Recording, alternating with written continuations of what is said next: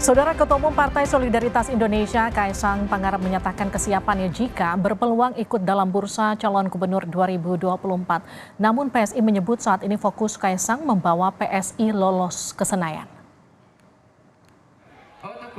Ketua Umum Partai Solidaritas Indonesia, Kaisang Pangarep menyatakan kesiapan jika berpeluang ikut dalam bursa calon gubernur 2024. Kaisang menjawab pertanyaan saat berada di Jepara, Jawa Tengah kemarin. Cuma sekedar nanya aja. Nek misalnya masyarakat warga Jawa Tengah ujuk-ujuk loh, nanti ujuk-ujuk ya.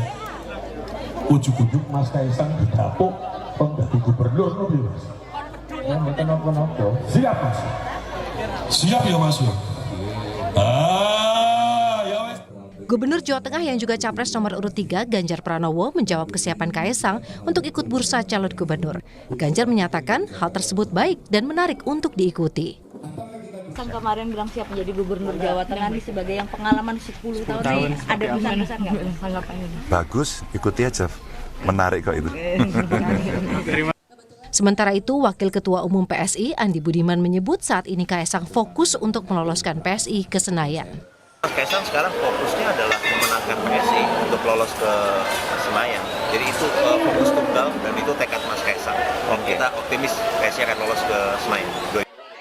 Sebelumnya Kaisang juga sempat disinyalir akan maju dalam Pilgub DKI Jakarta. Bahkan Kaisang pernah belusukan kedua wilayah di DKI Jakarta, di Waduk Pluit Penjaringan Jakarta Utara dan Cakung Jakarta Timur. Ketua PSI DKI Jakarta, Elva Farhi Kalbina, pernah menjawab soal spekulasi nama Kaisang sebagai calon gubernur DKI. Kami kutip dari Tempo.co pada 16 November, Elva menyebut mekanisme menyaring nama calon gubernur melalui Rembuk Rakyat. Dalam hal ini kami akan berkoordinasi kembali dengan DPP mengenai kelanjutan Rembuk Rakyat Jakarta, karena kandidat yang dipilih Rembuk Rakyat Jakarta sebelumnya Gibran mendapatkan amanah yang lebih tinggi. Wacana majunya Kaisang jadi gubernur dinilai terbuka lebar jika dikaitkan dengan RUU DKJ yang memicu kontroversi. Dalam pasal 10 ayat 2 soal penunjukan, pengangkatan, dan pemberhentian gubernur dan wakil gubernur oleh presiden dengan memperhatikan usul DPRD. Pemilihan gubernur dan wakilnya tak lagi melalui pemilu kepala daerah atau rakyat tidak bisa memilih secara langsung. Hingga saat ini RUU DKJ masih dalam pembahasan. Sejumlah elemen masyarakat menilai pasal tersebut dapat berpengaruh pada proses pemilihan langsung oleh masyarakat. Tim Liputan, Kompas TV. Saudara Ketum PSI Kaisang Pangarep menyatakan siap jika berpeluang ikut dalam bursa calon gubernur 2024. Apakah dukungan juga telah diberikan partai pengusung Kaisang? Kita akan berbincang dengan Wakil Ketua Dewan Pembina PSI, Grace Natali. Mbak Grace, selamat petang. Halo, selamat petang Mbak Livi. Kita juga akan sapa pengamat politik Ikrar Nusa Bakti. Pak Ikrar, selamat petang. Selamat petang. Saya ke Mbak Grace dulu. Mbak Grace, jadi betul Mas Kaisang siap jadi gubernur kalau diizinkan PSI? Jadi gini ceritanya Mbak Livi, itu kan Mas Kaisang sedang sosialisasi, sedang keliling di berbagai titik di Jawa Tengah. Kemudian di Jepara, waktu itu acaranya cukup ramai, ada MC yang memandu acara tersebut, bertanya kepada Mas Kaisang, mungkin dalam rangka icebreaker kali ya, dijawab oleh hadirin gitu kan, gimana Mas Kaisang kalau jadi gubernur Jawa Tengah, kurang lebih mungkin pertanyaannya seperti itu bunyinya. Waktu itu yang hadir itu ya gergeran gitu kan. Nah jadi Mas Kaisang itu tidak sedang berkampanye atau sedang secara khusus menggodok isu beliau akan menjadi gubernur Jawa Tengah. Ini bagian dari icebreaker-nya MC gitu. Jadi teman-teman jangan terlalu serius juga. Tapi kalau kita bicara konten politik, ini murni hanya icebreaker ya, bukan memang ada jawaban yang tidak gimana ya bicaranya, nggak tersirat gitu. Iya, nggak ada pembicaraan selama kami sama Mas Kaisang jalan bareng ke berbagai titik. Ini baru di titik di Jepara ini nih muncul isu tersebut. Jadi saya sih bisa memastikan bahwa ini MC-nya mungkin ya ingin mencairkan suasana supaya meriah, yang hadir kan juga ribuan orang gitu kan, dan Mas Kaisang kan di situ juga tidak bilang iya, cuman bilang nggak kenapa-napa gitu aja. Baik, saya ke Pak Ikrar. Pak Ikrar, ini gimana kalau Anda membaca apa yang terjadi? Betulkah sebetulnya ada ibaratnya gini, ini betul-betul hanya icebreaker atau ini cek ombak? Bentuknya gimana kalau Anda melihatnya? Ya, kalau kita lihat ya, sebetulnya kan Kaisang ini menjadi kepala daerah itu awalnya juga dari PSI ya, ketika menawarkan untuk menjadi calon wali kota Depok ya. Hmm, Dan kemudian akhirnya nggak jadi. Sekarang katanya mau masuk Jakarta. Dan Anda juga tahu bahwa kalau masuk Jakarta dan ternyata nanti rancangan undang-undang khusus untuk wilayah daerah khusus Jakarta ya itu kan masih ada pro kontra ya mengenai pasal tentang apakah gubernur itu diangkat dan diberhentikan oleh presiden ataukah keinginan dari partai-partai yang sekarang muncul yaitu keinginan bahwa itu harus dipilih ya secara demokratis ya.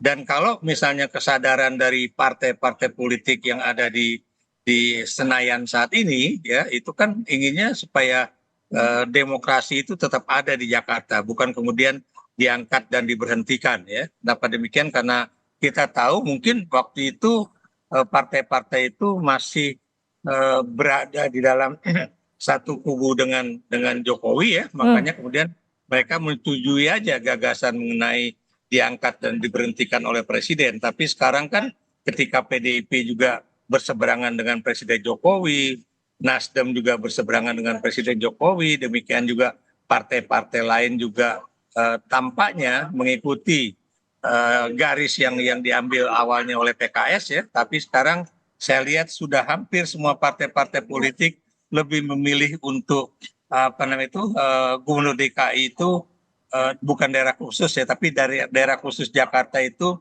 sebaiknya dipilih oleh rakyat secara langsung, bukan diangkat dan diberhentikan oleh presiden. Kan? baik. Dan Anda juga tahu ya kenapa presiden minta itu dimajukan menjadi bulan September, karena Anda tahu Jokowi masih menjadi presiden pada bulan September itu. Jadi ini yang kemudian menurut saya, makanya partai-partai politik melihat bahwa ini kalau didiamkan, ini apa yang dimaui oleh presiden ya ini benar-benar bisa tercipta itu yang namanya dinasti politik di Sumatera Utara, di Jakarta dan juga di Republik Indonesia ini begitu. Mbak Grace, gimana menjawab ini Mbak Grace? Yang saya ikuti isu ini, Pak Presiden juga sudah menyatakan bahwa beliau setuju jika pemilihan gubernur itu diadakan pemilihan langsung seperti yang sudah berlangsung selama ini.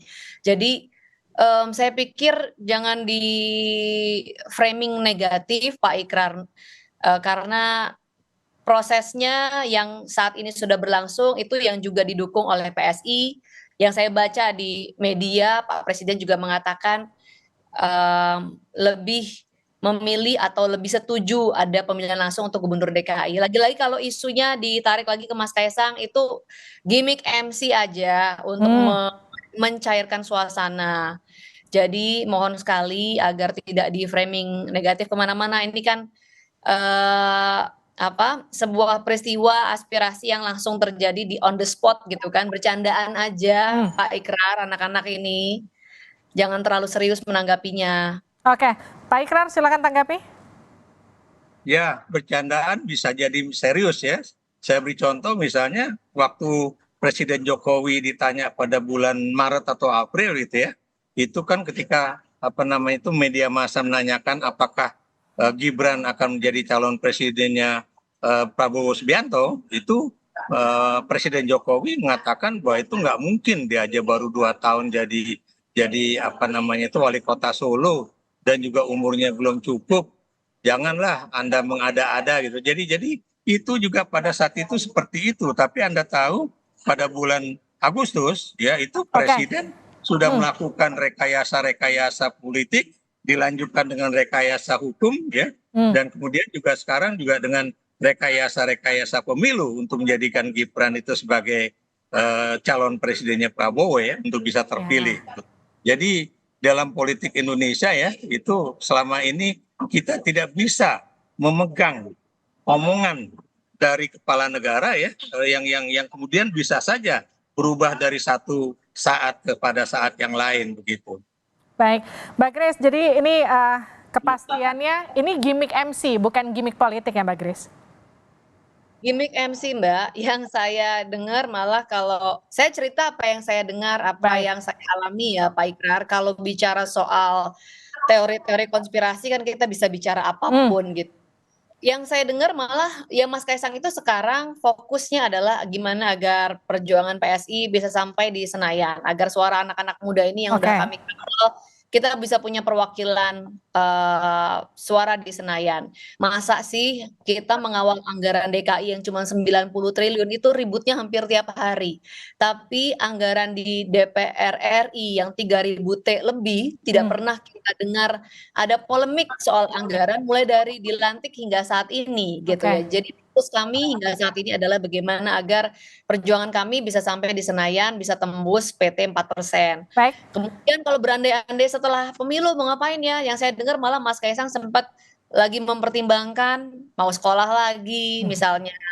Jadi nggak ada perbincangan sama sekali soal mau jadi gubernur Jateng atau gubernur DKI gitu. Tapi ini lagi-lagi terserah Pak Ikrar mau percaya atau enggak, tapi yang saya alami, Baik. yang saya dengar, yang saya jalani demikian. Baik, terima kasih Mbak Grace, terima kasih Pak Ikrar sudah bergabung di Sapa Ya, Indonesia Malam, terima kasih. sehat-sehat selalu.